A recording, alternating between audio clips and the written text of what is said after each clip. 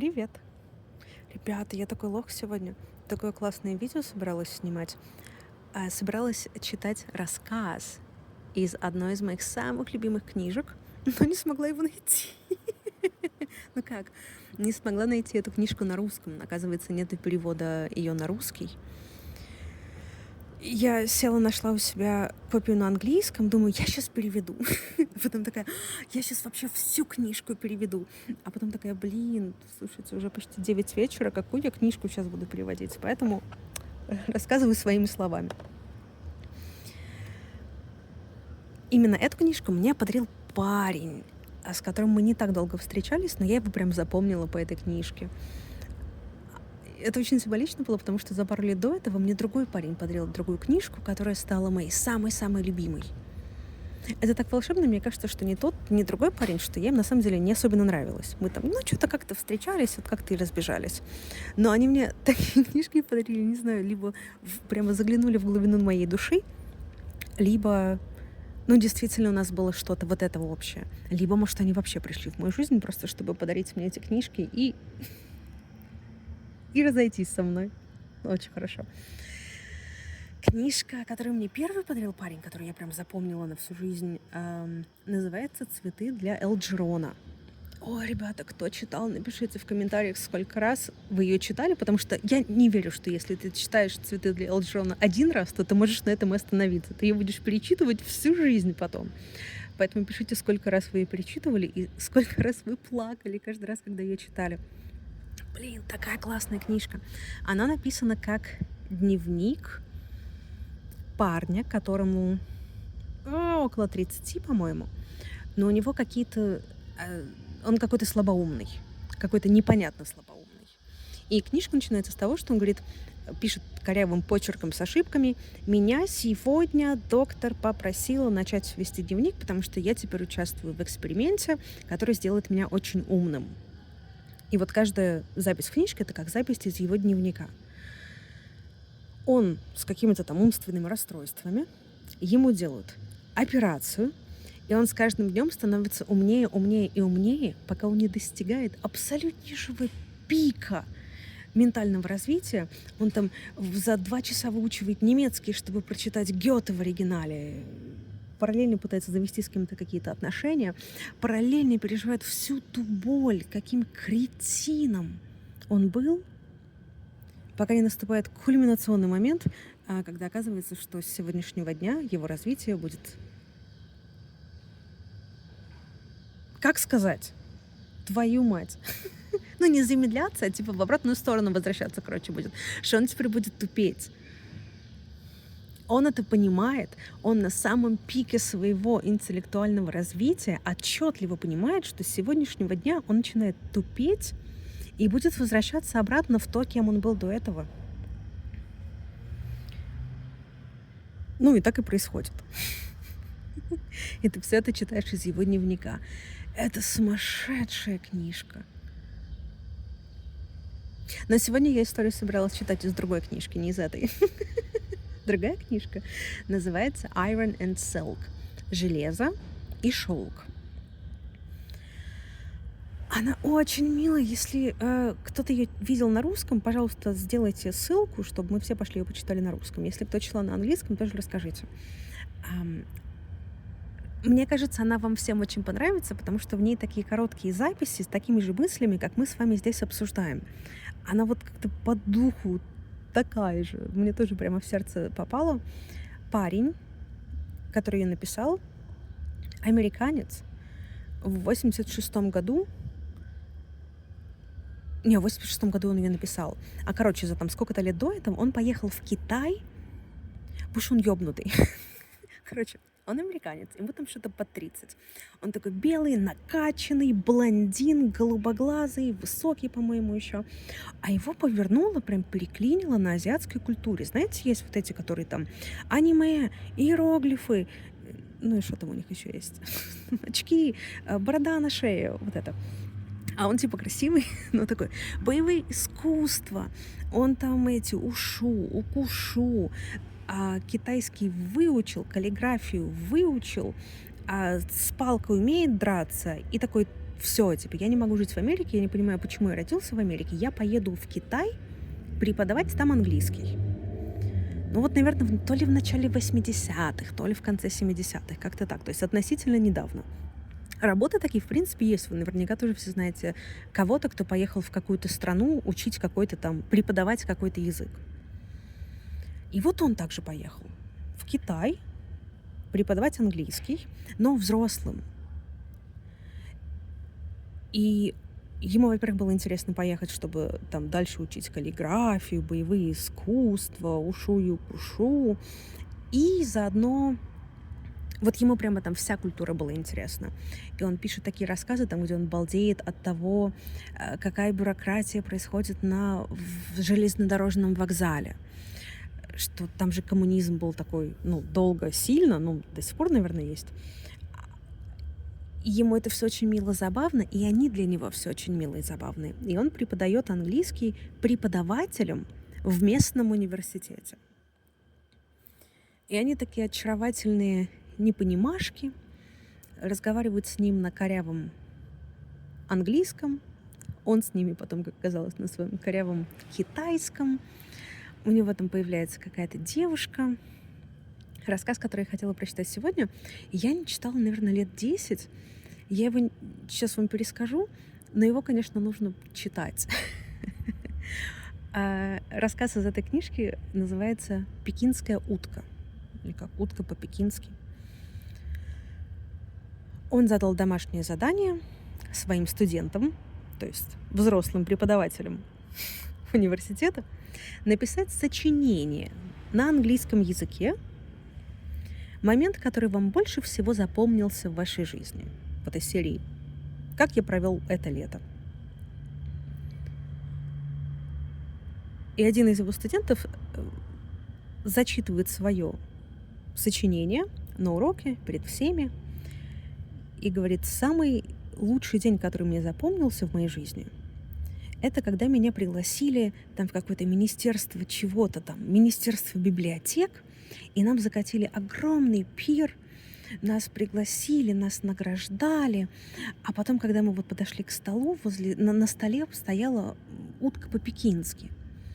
Она была вот такой вот формы, вот такого размера, у нее была вот такая хрустящая корочка, и когда ее разрезали, из нее там и пахло, и дымило, и все, что хочешь. И мы все сели и съели эту утку. А в конце говорит: ну, если признаться вам честно, то я никогда не пробовал утку по-пекински, потому что на это мероприятие пригласили не меня, а мою жену. Я там не был, там была она. Но она мне так часто рассказывает об этом дне, что она была так счастлива в этот день, что это делает меня самым счастливым человеком. Поэтому мои любимые моменты в жизни — это когда она мне рассказывает про пекинскую утку. Это так мило, что просто до срачки. И у него вот все истории такие охренительно милые. Они про милых коммунистических китайцев, про какие-то моменты, которые он недопонял, там, непонятные ситуации, в которые он попадал. Она такая очень-очень приличная, очень-очень порядочная, то есть там вообще ничего такого нету. Милейшая, милейшая, милейшая. Найдите, пожалуйста, кто-нибудь на русском, если кто-нибудь ее знает. Марк Зальцберг. Короче, я напишу в комментариях его фамилию. А если мы с вами не найдем, то я ее переведу и прочитаю вам эти истории. Не знаю, что кто-то читает еще. Я просто не читаю. Я не в смысле, что там кто-то еще, кроме меня, из вас читает, плебеев. Нет. Я в смысле реально, я тоже больше не читаю. И даже нельзя сказать, что нету времени. Время как бы есть просто. Блин, я очень долго держалась подальше от всех социальных сетей. Ну, как не от всех, а там я ничего не скроллила, я нигде особенно не фоткаюсь, там Инстаграм у меня такой какой-то, я никого особенно не фоловлю. Ну, короче, я очень долго держалась от этого всего подальше. Последние пару лет втянулась, притом в 34, наверное, втянулась. Вот когда я перестала работать на адской своей работе. Я такая: "Пойду посмотрю, а шо там?" Там же социальная сеть, оказывается, есть. И я сначала сидела, вникала во все, что я пропустила за последние 10 лет. Ну, то есть какие-то мемчики там я видела на "Реддите", а я полезла прямо в, "Ютубы", и "Инстаграмы", и "Тиктоки" на русском. Ненадолго, не втянулась, но сейчас реально понимаю, что ты, если долго не проверяешь никакие social media, то ты прямо отстаешь от жизни.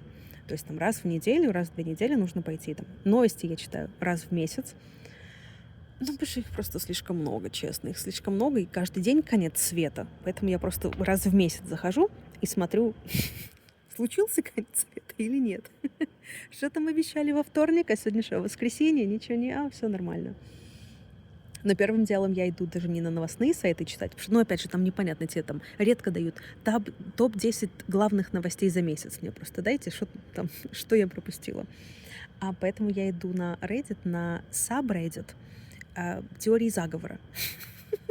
Потому что там тебе сразу все напишут, все объяснят. Ты смотришь самые главные посты за последний месяц, и там кто-то пишет: а вот это произошло ровно в 3 часа, в 33 минуты. Это значит заговор Трампа с Китаем, потому что там тот разбомбил вот ту страну. И я такая: ага, понятно. Тут разбомбил того, а все теперь обсуждают, что это была теория заговора. Заходишь в комментариях, тебе говорят: нет, не то, вот это. А им другие говорят: не вот это, то. И ты так классно, и сразу обе точки зрения на все посмотрел. Главный смысл всех новостей — это что что-то произошло, и все злые. Ну, поэтому между всякими social media и новостями, и, ну, там, работать нужно, жить, что-то делать. Ну, я не знаю, у кого есть прям столько времени читать. Но у меня есть пару очень-очень любимых книжек, которые... Ну, я как бы говорю, что я читала там 10 раз, но на самом деле я, наверное, полностью от начала до конца я их читала там 1 раз точно. Ну, максимум 2, а все остальное время вот эти классные книжки, которые ты просто ее берешь с полки, открываешь на любой странице, ты садишься, ее полчасика почитаешь, и ты... Ну, потому что ты помнишь, о чем эта книжка. Это как посмотреть одну серию своего любимого сериала. Ну, для меня «Друзья». Ты проводишь полчаса вот с тем целым-целым миром. Вот ты полчасика почитал книжку, а как будто заново ее всю прочитал. Одну серию старого сериала посмотрел, как будто весь сериал пересмотрел только что. И вот у меня несколько таких книжек, которые я периодически открываю. Библиотека прям настоящая такая, физическая у меня была только 1 раз, 1.5 года, наверное. Я там прям бегала, боже, я в Бруклине выискивала старые магазины старых русских книжек, чтобы свои любимые книжки найти. Я прям ее собирала. Такая: все, наконец-то. Это я первый раз начала жить сама. Без румейтов, вообще без никого. Я такая: наконец-то первые зерна моей библиотеки. Ага, через 1.5 года я туда выезжала, и мне пришлось все там же и оставить. Но поэтому у меня теперь электронные коллекции. У меня есть... Мне стыдно в этом признаваться сейчас. Ну, хотя, не знаю, скажите мне, как вы относитесь к Невилю Годдарту? Я до очень недавнего времени, честно, не знала, кто это. Сейчас расскажу, как этот человек со своими книжками появился в моей жизни. Но после того, как я начала его читать, наверное, я начала смотреть видео на Ютубе, блядь, и такие всякие ёбнутые вот эти трехглазые, у которых вселенная изобильна, вот они сильно по Годдарту. И меня это очень сильно расстраивает, потому что Невиль Годдард, он делает очень охуенно интересно. Короче, он из... ну, короче, за вот последние... вот, из 1920-х, вот он откуда. Потому что он был преподавателем в каком-то там универе еще, ну, то есть такого же современного мира. И он в 920-х делает очень интересную трактовку Библии. То есть он такой абсолютно религиозный человек, который живет в абсолютно таком олдскульно-религиозном обществе. Американцы, которые, не знаю, как по-русски назвать, Christians, очень сложно, крестьяне-американцы, Christians. А он приходит и анализирует Библию, и ее вот переводит под вот эти такие New Age, новой волны верование из там стиля Блаватской какой-нибудь. Вот, например, он говорит, что Отец и Сын и Святой Дух... Не так. Не, это из другого. Вот он что говорит. Адам и Ева. Про мужское и женское. Он интерпретирует все, что написано именно в Библии, не вообще в жизни про мужское и женское, а про то, что именно написано в Библии, как то, что мужское и женское — это твое сознательное и подсознательное.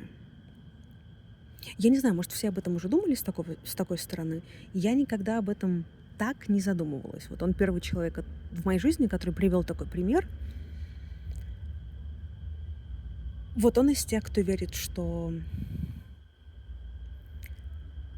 твое imagination, как воображение, это твоя главная религия, это твой главный компас. Вот все, что ты можешь себе представить, ты можешь сделать. У него есть книжка, называется «Feeling is a Secret», что секрет — это чувство. Но тут тоже уже оно затемнено этим ужаснейшим хайпом про фильм «Секрет».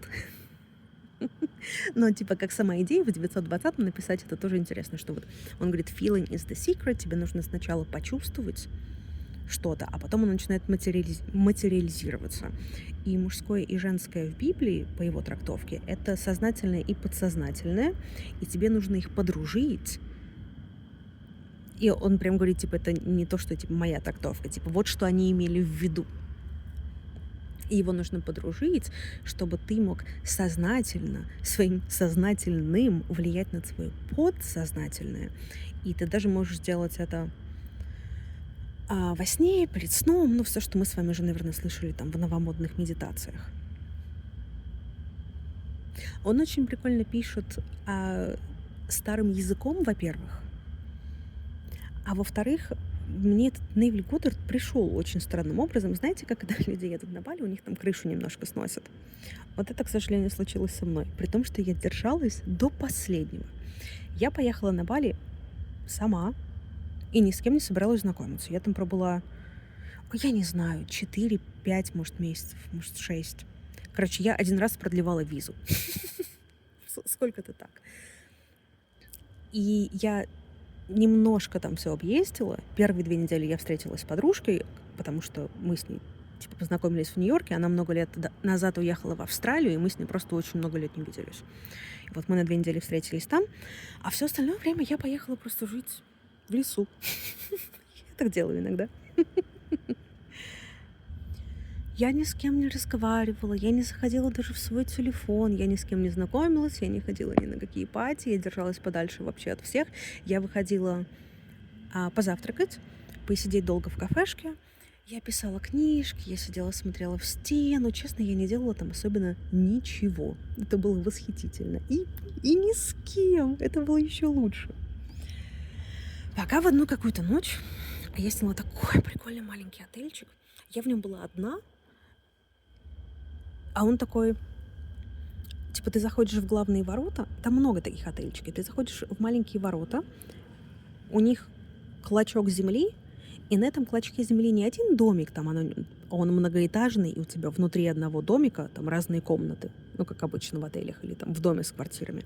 А они такие отдельные домички, как маленькие халабуды, которые стоят отдельно друг от друга. Они недалеко, но у тебя такая своя... Ну, такой свой маленький домик. А между этими домиками какие-то пальмы, лианы, их местные индонезийские растения, какие-то красивейшие цветы. И знаете, как во всем остальном мире, в таких двориках, люди часто держат собак. То есть я не знаю, что вы себе, например, сейчас представили. То есть это не было ничего гламурного, это просто очень сильно местное, и оно стоило 3 копейки. Поэтому, то есть вот в таком дворе было бы очень логично иметь собак. Потому что там ворота никакие не ворота, ничего там не закрывается, и какой-то такой полупроходной двор немножко. Но люди там живут. То есть, типа, хозяйка этого же отеля, ее муж, ее 2 детей, они там же жили. Но в Индонезии я много видела. Но в этом отеле первый раз. Вместо собак во дворе клетки с птицами. какими-то попугаями, какими-то, ну, типа не совсем голуби и воробьи, то есть там, но и не павлины, какие-то просто местные птицы. Они в больших клетках, им очень удобно, у них там все есть, они себя чувствуют прекрасно. Но когда кто-то заходит в двор, они начинают чирикать. И ты действительно на другом конце света, и там по-другому. То есть, когда в Мексике у нас бегают дворовые собаки, они постоянно гавкают. Это как-то, ну, по-украински, что ли. Оно как-то, ну да, гавкают, конечно. А когда у тебя начинают чирикать птицы посреди ночи громко, то у тебя каждый раз такой когнитивный диссонанс где-то и что происходит. И вот я посреди ничего, маленький отельчик, вокруг тихо. Ночью идеальная тишина. Птички спят, все спят, даже никаких сверчков нету. И в какую-то ночь я не могу уснуть. А я сплю, как сладкий котик просто. Я просто закрываю глазки и засыпаю. Тьфу-тьфу-тьфу, из всех проблем, которые у меня в жизни когда-то были, со сном у меня проблем никогда не было. Я могу уснуть на 2 станции метро. Я сажусь в самолет, я закрываю глазки, ну, пристегиваюсь, потом закрываю глазки и тут же засыпаю, пока еще все раскладывают свои чемоданы, а потом просыпаюсь, когда мы начинаем сбавлять этот altitude, высоту, когда на посадку, короче, начинаем идти. А тут я лежу и не могу уснуть. У меня все прекрасно. Сказать, что у меня там какой-то стресс? Да нет. Я устала? Нет, я не устала. У меня все хорошо. Лежу 2 часа ночи, 3 часа ночи. И тут голос в голове. И я такая, блядь, все, ну, наконец-то. Наконец-то у меня есть подтверждение, что я сдурела. Раньше у меня были только подозрения, а это уже теперь я знаю наверняка. Голос. Притом на английском. God. God. Я такая, о, все точно, Бог со мной. По-английски в Индонезии разговаривает. Ага, понятно. И ржу, думаю, что будет дальше. God. Я такая, да, все, слушаю, Бог на связи. God. God, art. God, art. Я такая, Бог, арт, ну, типа искусство. Я такая, ну, Бог, наверное, хочет, чтобы я искусством занималась. Все, я поняла, я услышала, все, я приехала сюда же за знаками, что мне делать дальше своей жизнью. Тут мне все, гад подсказал, что нужно арт делать. Голос такой, не, тихо. God, art, God. А я такая, я, это Божье творение, да? Что это типа я, art of God, да? God, art. Такая, твою мать! Вышла на балкончик покурить. Думаю, ну ладно, хули, погуглю, что это такое. Гуглю. God, art, и мне вылазит Невиль Годдард. И там первое, на что-то я кликаю, это вот там одна его книжка, она, по-моему, называется The Power of Awareness. Сила... Awareness — это как когда ты отстреливаешь, что вокруг тебя происходит. Я профессиональный переводчик. Ждите, сейчас вам эту книжку переведу про этого китайского путешественника в таком же стиле. The power of awareness, что вот если ты уделяешь внимание тому, что происходит вокруг тебя, то оно меняется, твое внимание — это твоя главная энергия. Но, знаете, он не пишет, как... Я вот недавно узнала, кто такая Евгения Белякова. Ну, типа не так, а умным, красивым языком из 920-х. Там, в книжке 37 страниц, по-моему. Но и она маленькая еще, маленьких 37 страниц, таких, знаете, карманного размера. И у него их там типа 3 или 4. Но в них так вчитываешься. Они написаны красиво, четко. Единственное, что он очень часто в религию там очень глубоко начинает залазить, там, а потом в 13-м от 15-го Евлей сказал Михею так-то и так-то. А вот что он имел в виду. Ну, такие первые вступительные, очень охрененные книжки. А еще у меня, конечно же, миллиард просто своих недописанных идей, каких-то написанных, но недописанных книжек, какие-то черновики везде у меня, миллион всяких блокнотиков. У меня больше идей, чем чего-то доделанного. Меня это очень сильно расстраивает. Не знаю, ребята, кто что пишет, какие книжки. Можно писать 20 книжек одновременно. Вот все, что... Мне так нравится придумывать что-то новое, честно. У меня реально просто с собой всегда блокнотик, чтобы записывать идеи, о чем было бы еще интересно написать. И большинство времени я не дописываю то, о чем нужно было дописать, а типа они еще каждый день появляются. Меня это, ребята, честно, очень расстраивает, потому что сегодня я утром вышла попить кофеечек, и мне, ну как придумала, они типа, они сами приходят, они такие восхитительные, мне пришло 5 таких прикольненьких идей. Они там не гениальные, там не все мастер и Маргарита, просто что мне было бы прикольно а, обсудить. Я их записала, а пару часов назад такая-то: "О, а еще сейчас книжку переведу, а еще у меня там свои недописанные, а еще вот это, а еще вот то, а еще вот то, блин, и мне все так хочется это делать. А когда я буду этим заниматься, скажите? И сейчас нужно, ну, работу какую-нибудь сработать и вот это делать". Я не вижу, чтобы авторы прямо как-то охренительно зарабатывали. Расскажите, если вы знаете кого-то, кто действительно зарабатывает писательством, хорошо зарабатывает, расскажите, как. Я посмотрела, вот последние 2 года сидела, ну, на Ютубе, social media, YouTube. Посмотрела немножко таких популярных каналов. Ну, там какой-то трэш тупой. Ну, как трэш тупой? Они, конечно, молодцы, и там все хорошо делают, красиво редактируют свои видео, и там темы выбирают, которые насущные. Ам, Ну, и, наверное, это хороший бизнес. Но я просто не хочу такое делать. Посмотрела, сколько много сериалов охренительных выходит. У меня есть вот 2 такие книжки, которые... Они на самом деле не книжки, это сценарии для сериалов. Ну, конечно, никакой сериал я... Ну, да. Ну, когда-нибудь, возможно, может, судьба, не знаю, пристроит меня в какое-нибудь такое место. Но сейчас что мне с ними делать? Сидеть просто на них. То есть сериалами, мне кажется, люди зарабатывают. Но тоже не факт. Я посидела, поузнавала за прошлый год, наверное. Думаю, ну, мало ли, хрен его знает. Там же люди, он продают просто идею. Да, понятно, что я не режиссер, понятно, что я там не буду играть главную героиню. Ну, может, можно там продать идею с какой-то там командой. Ну, короче, оказалось, что бизнес фильмов и сериалов, он плюс-минус такой же, как бизнес стартапов. Тебе нужна команда, у тебя должен быть сценарий, бюджет, для кого ты это делаешь, и сколько ты надеешься заработать. И ты можешь идти брать инвестиции, самые настоящие.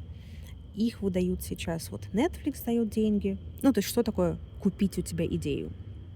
Можно тебе просто там: на тебе денег за твою идею и иди. А можно сказать, ну, вот типа дайте инвестиции. И вот у тебя Netflix, Hulu, Apple TV, миллион разных сейчас же платформ, они все всегда ищут новые шоу. То есть там люди даже, ну, отвечают на телефонные звонки, грубо говоря. И я такая, что посидела, подумала и не знаю, что с этой информацией делать. Ну, конечно, нужно кого-то знать, или, ну, было бы прикольно, типа, вот я такая, у меня есть сценарий, а вот у меня, я там договорилась с режиссером, а вот договорилась с тем, с тем, с тем, вот у нас команда собралась, нам нужно вот столько-то денег. И так как мы там уже проверенные профессионалы в этой индустрии, мы знаем, что это окупится нам и вам, потому что, типа, мы вот делаем, и там мне 5% доходов, тебе 10, тебе столько-то, тебе столько-то, что мы все будем следующие 20 лет с этого зарабатывать. Есть очень прикольный мультик, он называется на английском BoJack Horseman. Он настолько охуенно написан, он сериал. То есть он анимационный только потому, что у них, наверное, не хватило денег и времени, потому что там снимать сезон сериала занимает год. А рисовать, ну и там стоит много денег. Актеры, локации, какие-то разрешения, какой-то свет, ну и все, наверное. Аппаратура, камеры, наверное, тоже, ну не наверное, а дорого стоит. Есть же там всякие эти истории, когда нам срочно нужно отснять все там 5 серий за следующие 5 суток, потому что вот мы сняли съемочный зал, наснимали аппаратуру, и нам нужно быстро-быстро все подснимать. Короче, а рисовать, я так понимаю, что дешевле и быстрее. И вот BoJack Horseman — это вообще, ну, драма, наверное. То есть вот такой очень темный, тяжелый, депрессивный, честно, мультик. Он начинается очень весело, прикольно, но потом становится очень сильно серьезным. Он о Лос-Анджелесе, о современном Лос-Анджелесе, И главный герой, он такой washed up actor, типа актер, который раньше был популярным в 90-е. Вот он прямо, ну, главный герой этого мультика по сюжету в 90-е.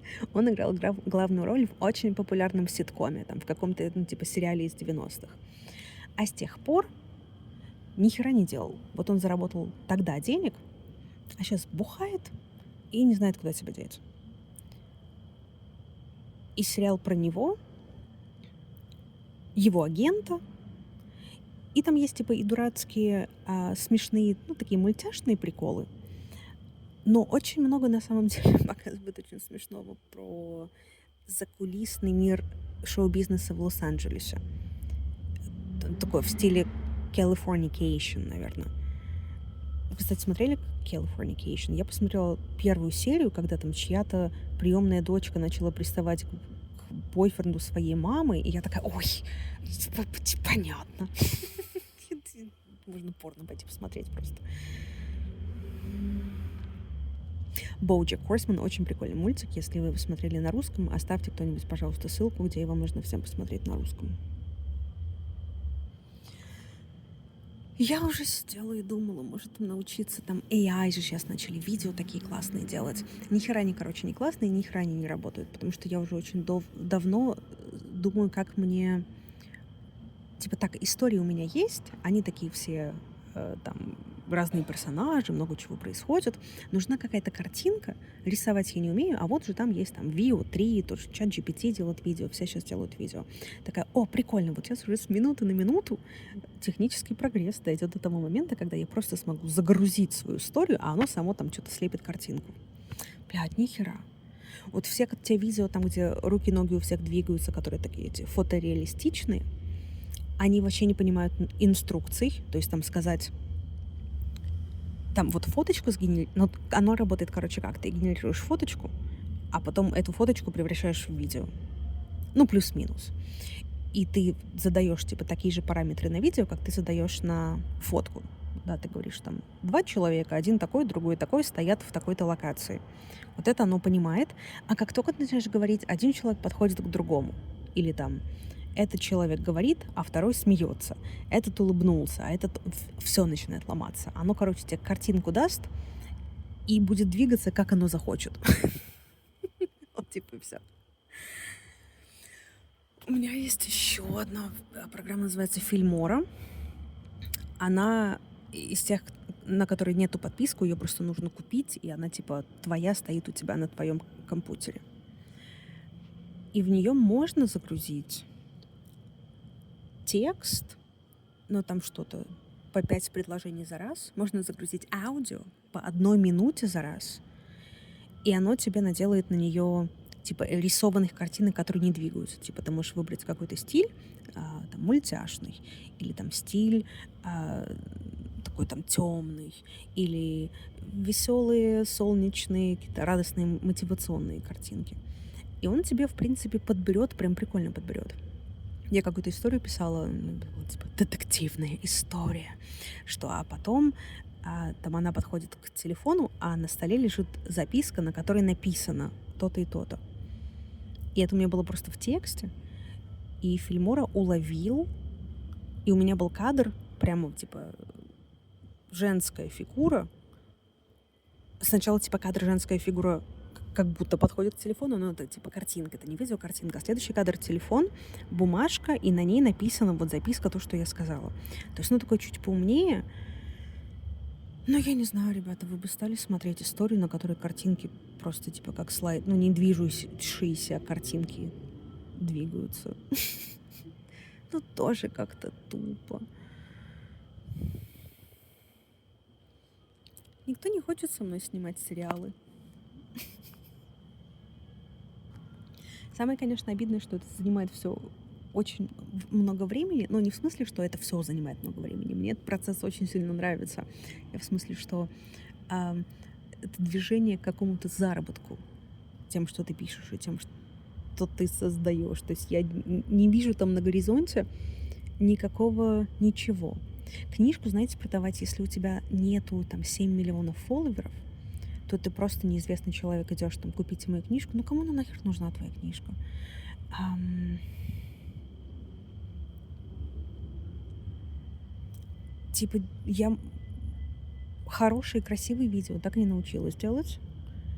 Прям такие, знаете, видео там под какую-то историю. Делать некрасивые видео, тратить на это время. Не знаю, ребята, что вы думаете?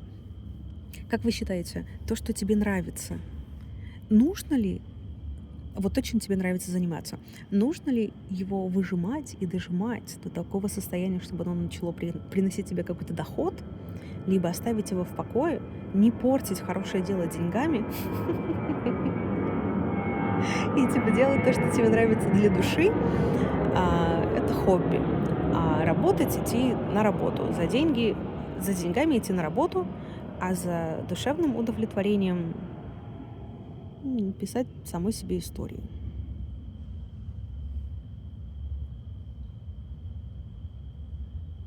Все, я пойду спать. У меня вечер воскресенье. Я надеюсь, что там, где вы сейчас, у вас все хорошо, вам тепло, и вы сидите в чем-нибудь удобном. До связи.